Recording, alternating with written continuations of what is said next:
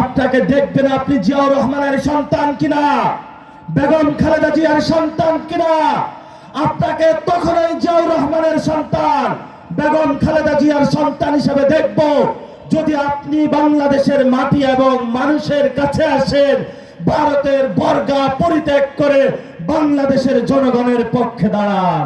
কোনো কাজ টাজ করতে পারবো না, তোমরা আমাকে অটো পাস দিয়ে দাও, আমি এইভাবে 5 বছর সরকার চালাইতে চাই। আমরা বলবো আবু সাইদের রক্তের উপরে দাঁড়িয়ে জনগণের সেবা না করে বাংলাদেশে আর কাউকে অটো পাসের সরকার চালাইতে দেওয়া হবে না। শেখ হাসিনা অটো পাস সরকার চালিয়েছিল ভারতের নেতৃত্বে। যদি জিয়াউর রহমানের সন্তান হয়ে ভারতের কাছে যেতে চান, আমরা বলবো যান।